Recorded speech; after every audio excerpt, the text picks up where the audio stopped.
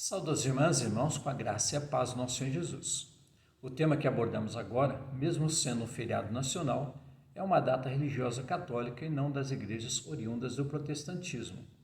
A solenidade do Santíssimo Sacramento do Corpo e do Sangue de Cristo, conhecido também como no idioma latim Corpus Domini ou Corpus Christi, é celebrada pela Igreja Católica Apostólica Romana e pela Igreja Ortodoxa, e também foi observada pela Igreja Anglicana até 1548.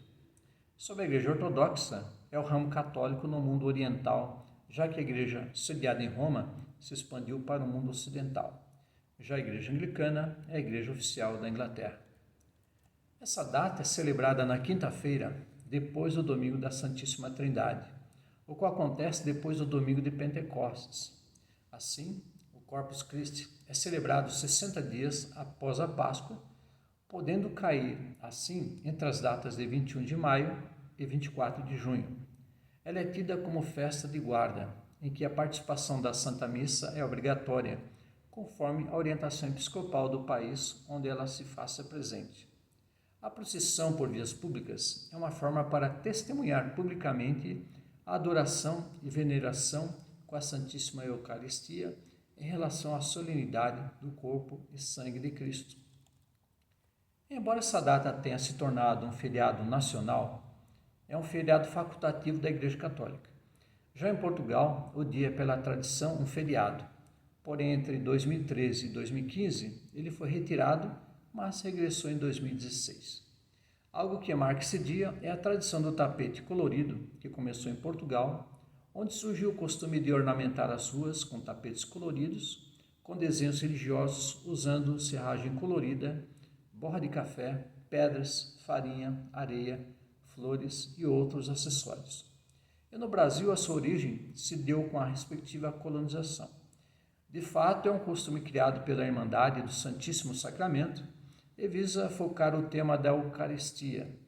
Esses tapetes coloridos é resultado da inspiração popular por fiéis da Igreja Católica.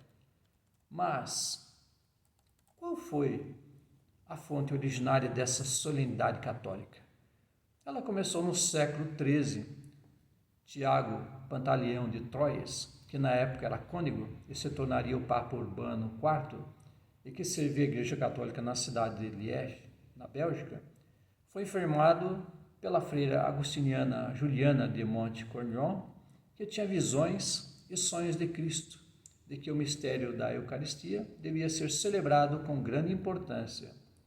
E foi por volta de 1264, na cidade de Bolsena, perto da cidade de Orvieto, que o Papa Urbano IV foi informado de que quando um sacerdote em Bolsena celebrava a missa, no momento em que ele foi partir a hóstia, ele alegou ter visto o sangue sair dela e que molhou o pano que servia de base para o cálice e a pátena. Esse evento reforçou a ideia de que a Eucaristia devia ser realmente celebrada com grande importância. Esse evento ficou conhecido como o Milagre de Bolsena. Sobre a pátena é um tipo de prato onde os pães da hóstia são colocados durante a missa.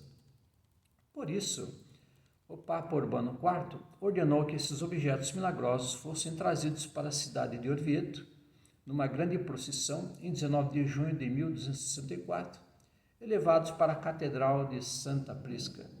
E com isso surgia a festa de Corpus Christi, instituído pelo Papa Urbano IV, através da bula Transitorus, em 8 de setembro de 1264, e que devia ser celebrada na quinta-feira, depois da oitava de Pentecostes.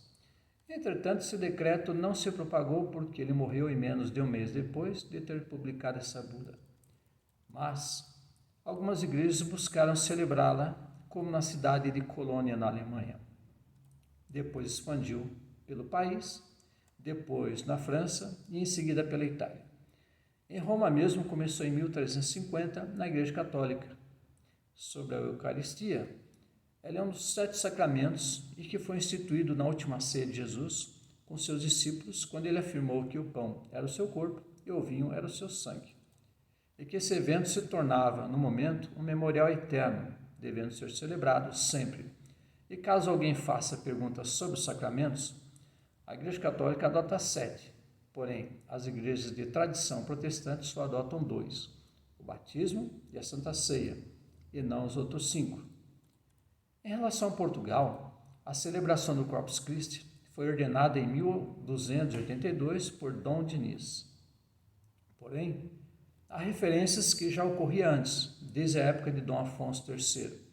O que chama a atenção é que antigamente essa festa em Portugal era celebrada com danças, folias e procissões nas ruas, e misturavam o sagrado e o profano, com carros alegóricos, com fantasias de diabos e com instrumentos musicais, como gaitas de folhas e outros instrumentos. E o que a Bíblia relata sobre essa celebração? Creio que seja interessante saber que a humanidade é formada por seres humanos falhos, imperfeitos e pecadores. E partindo deste ponto, sabemos que antes que a igreja surgisse, os discípulos de Jesus, o próprio Jesus e todo o povo judeu na época professavam uma religião, o judaísmo. E antes que o judaísmo surgisse como uma religião, desde a aurora dos tempos, os povos já praticavam diversos outros tipos de religiões que foram concebidas. Assim dá para entender que a multiplicidade de religiões que foram surgindo desde o início é em decorrência do entendimento de que líderes e liderados tinham a respeito do que era tido como divino para eles. Surgia, assim, religiões das mais diversas, com práticas benéficas e maléficas, que tinham como uma das tarefas agradar suas divindades com cultos, ritos e até sacrifícios que iam de alimentos da terra até a animais, como ocorre hoje. Nisso, quando Jesus chamou discípulos para si, ele não fundou nenhuma instituição religiosa, mas com sua partida surgiu o que se chama de Igreja Primitiva, formada primeiro por judeus, depois por gentios, pessoas de outras nações. E no começo não havia templos cristãos, fazendo com que os cultos ocorressem nos lares. E não havia líderes com títulos como hoje. Assim, em cada cidade e povoado que surgiu uma igreja local, geralmente nos lares, os seguidores de Cristo tinham líderes locais, mas não um grande líder que dirigisse todas elas em um só sistema. Isso só ocorreria em 325, com o Concílio de Nicéia, de onde surgiu uma instituição que recebeu o nome de Igreja Católica, e católica do grego significa universal. Porém, em 1050, por desentendimentos sobre concepções, a Igreja Católica fragmentou-se em 2, a Igreja Católica no mundo ocidental e a Igreja Ortodoxa no mundo oriental. Esse evento é conhecido como Grande Cisma.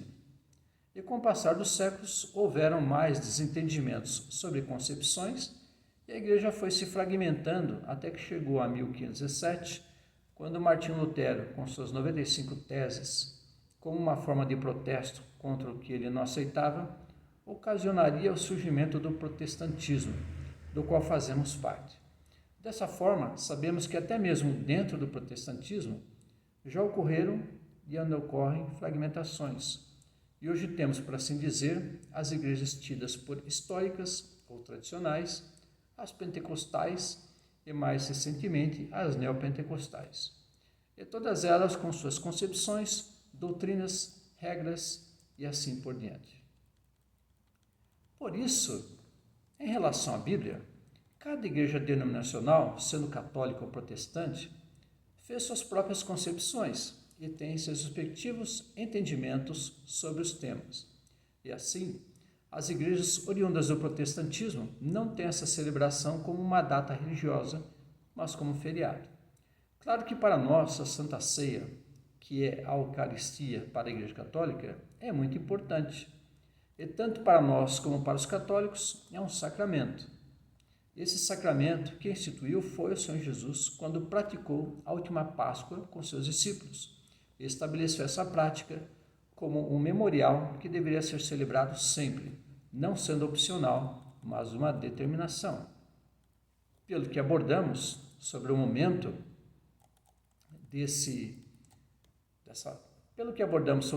da missa, em que ao partir da hóstia saiu o sangue que molhou o pão e a pátena, esse é um evento que foi tratado dentro do catolicismo e não dentro do protestantismo.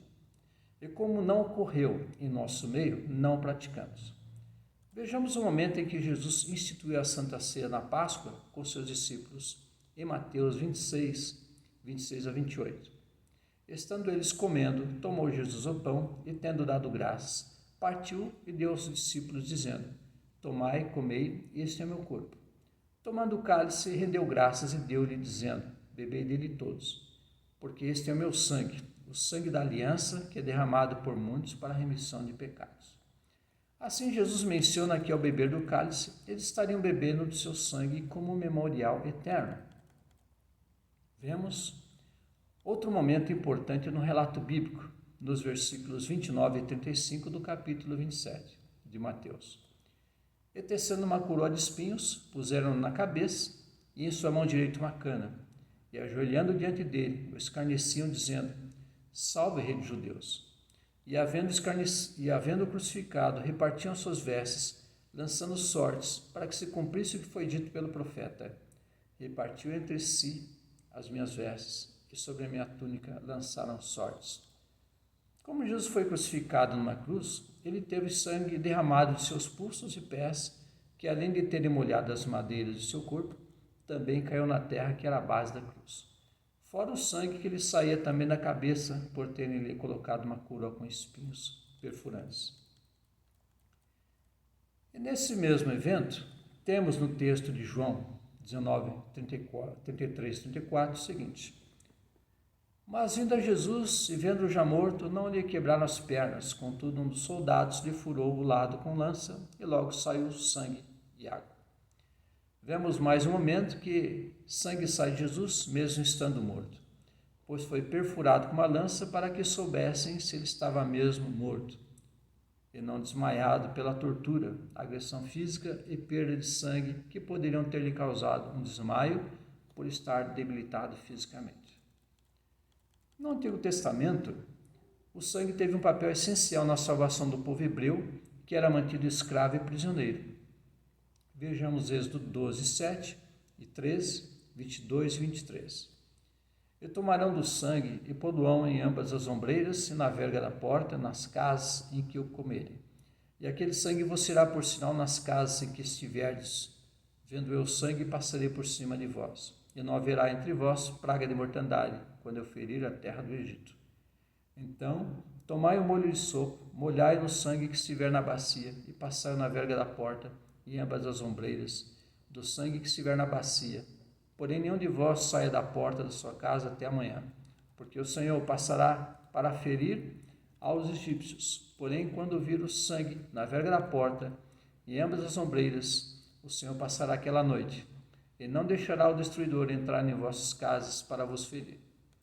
Por esse relato, Deus falou a Moisés e Arão o que deveria ser feito, e depois avisaram a todo o povo de Israel como se daria a salvação dele durante a noite, e que o sangue do cordeiro seria essencial para isso.